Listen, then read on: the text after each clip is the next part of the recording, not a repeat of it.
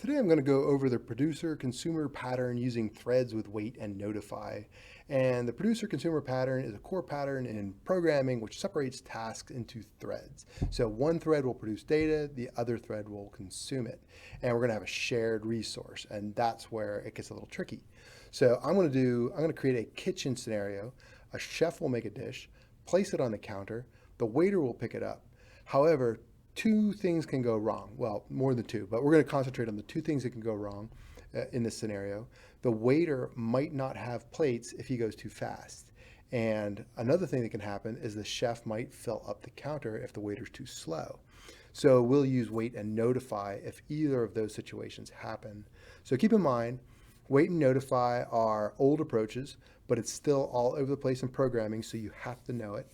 And now a better approach, they use concurrent friendly data structures like array blocking queues, which I'll do in another video. But for now, we got our project 26, consumer producer one package, one class. In the class, there's a main method. So I'm going to add two classes. I'm going to add one for chef and one for waiter. So right click on your package, new, class, and I will make this chef, a chef class. There we go. And that's going to implements runnable. If I can spell that right, implements runnable. And chef is complaining because we have to implement, or we have to add unimplemented methods, which is the run. All right, and in chef, we are going to have a countertop. So we'll say we're going to make a list, and this is going to be our countertop, a virtual countertop. All right, Control-Shift-O, import the utils list. And I need a constructor. So I'm going to right-click, source, generate constructor using fields. It's going to be the countertop. There you go, because countertop is going to be our shared resource. So we're going to pass that into both the waiter and the chef. There. All right, now let's save this, make sure there's nothing red. That's good.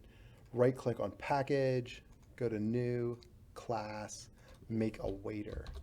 And I know they call these servers now instead of waiters, but I don't want to say server in a programming class because it's probably something else if you say server, right? So implements runnable.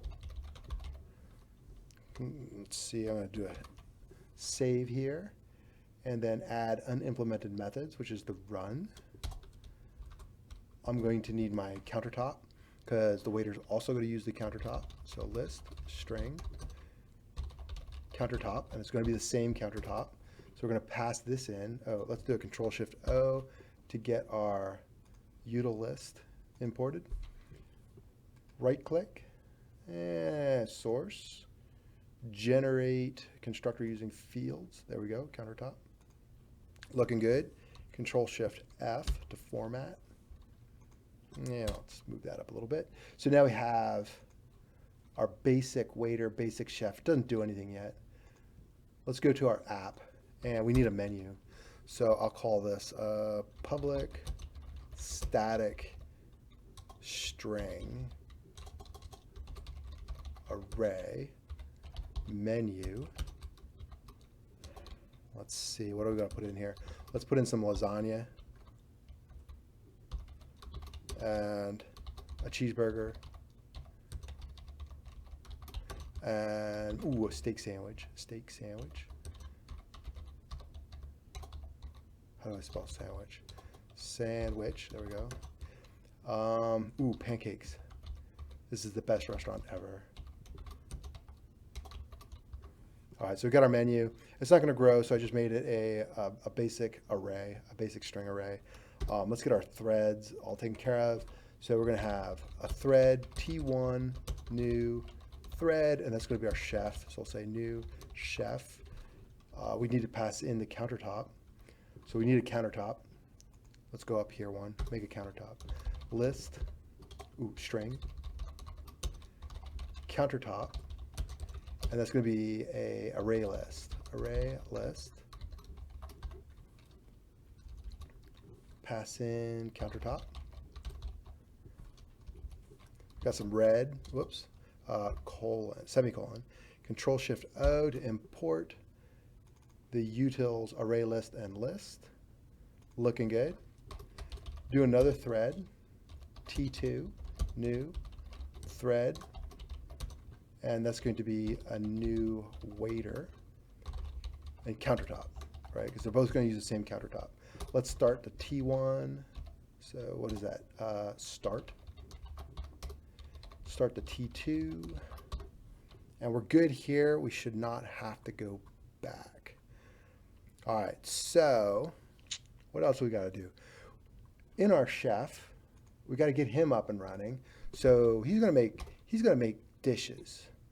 So I'll do private void prepare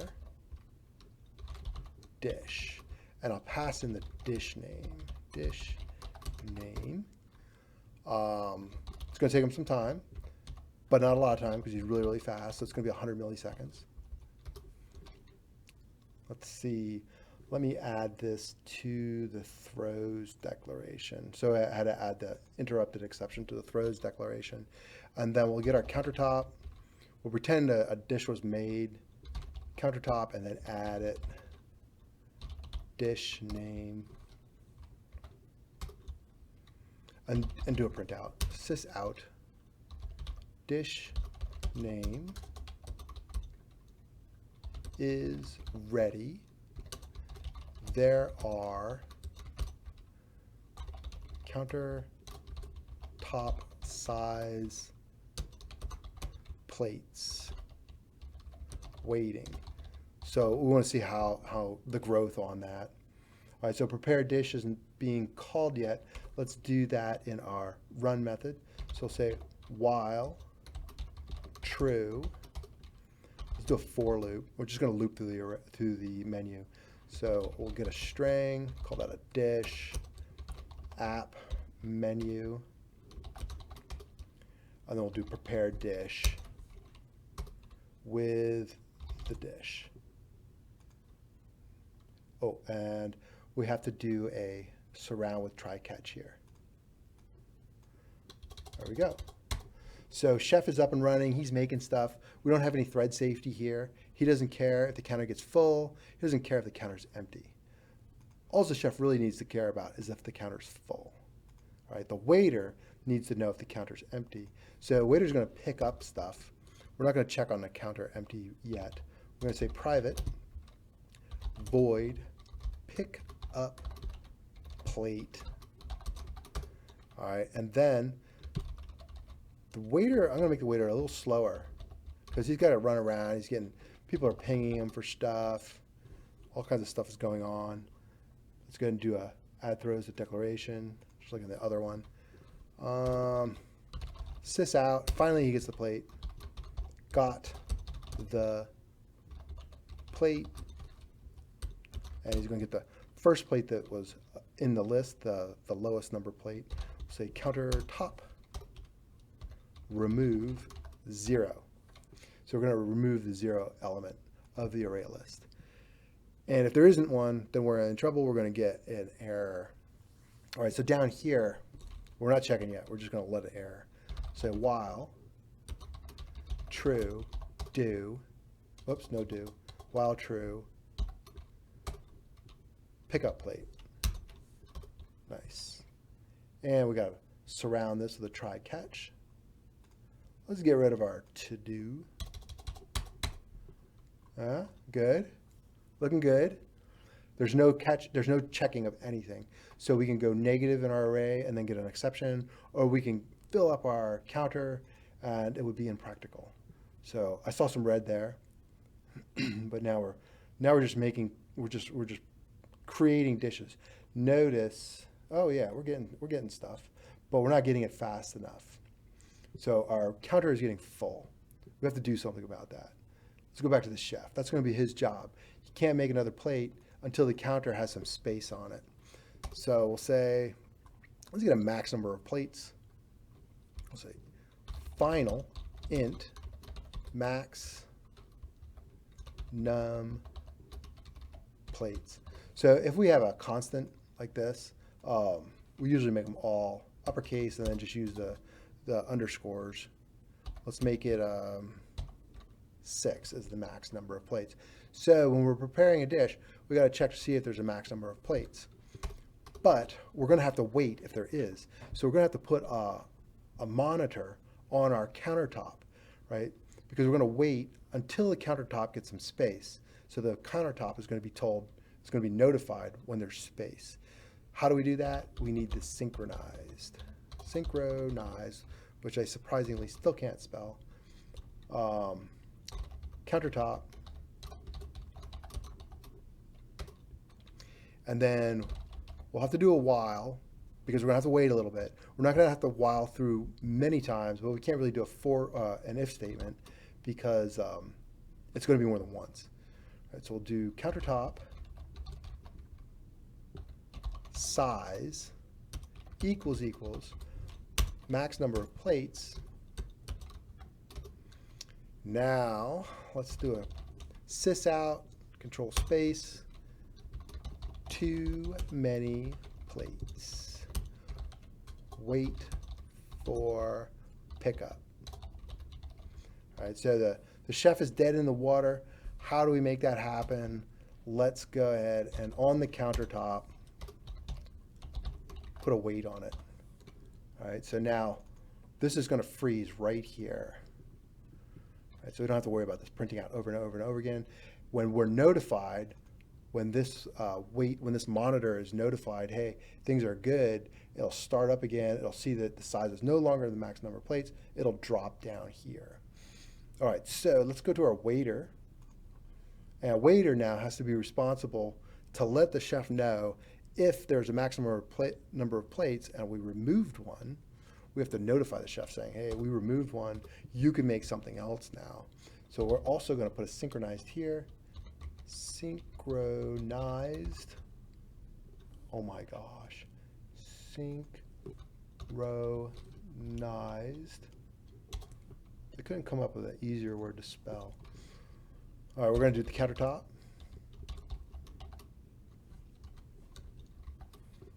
Put this in curly brackets.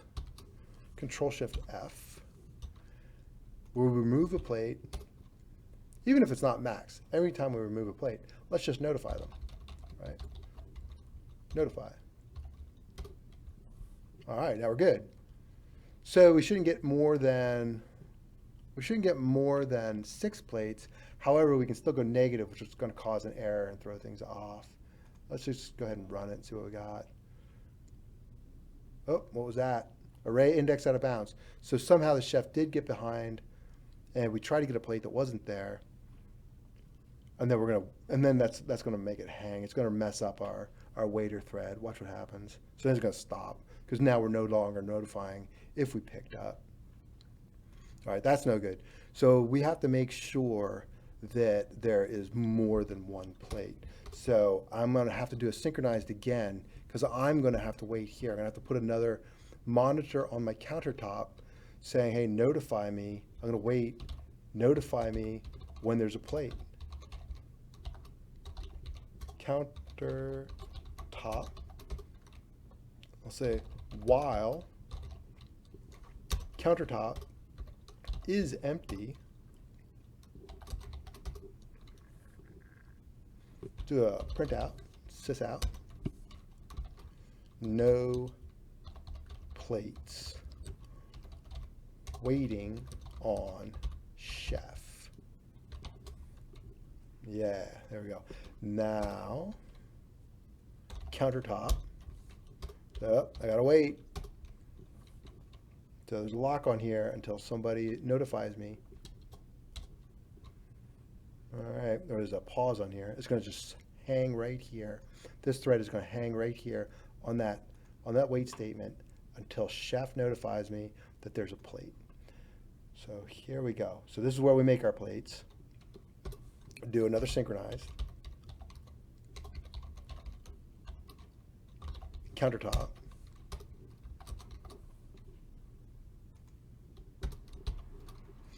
Control Shift F. Okay, we added a plate. We'll go ahead and notify down here. So say countertop, notify. All right, so now we're set.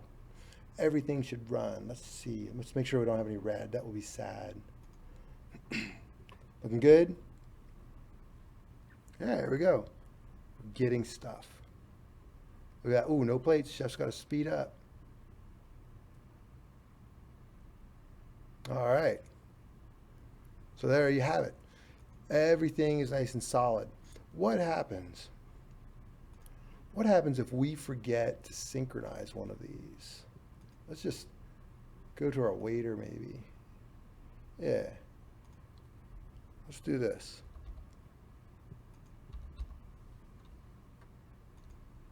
You have to know this error. There we go. So we stopped, we froze, we had a problem. Illegal monitor state exception. So array lists and lists are not thread safe. They're not concurrency. They don't have concurrency safety built into them. They're not synchronized. So you can't have two threads modifying the same array list without synchronizing them, without putting a lock on them to make sure one is finished before the other one starts. So we froze up. So that's why we have the synchronize. So whenever you use the wait and the notify on an array list, you have to do the synchronized. Nice. So in another video, probably the next video, I'm going to show you how to do this with an array, blocking queue, and it's a newer way. It's so much more simpler. But you're going to see this so often in programming. All right, I will see you in the next video. Good luck. Let me know if you have any questions.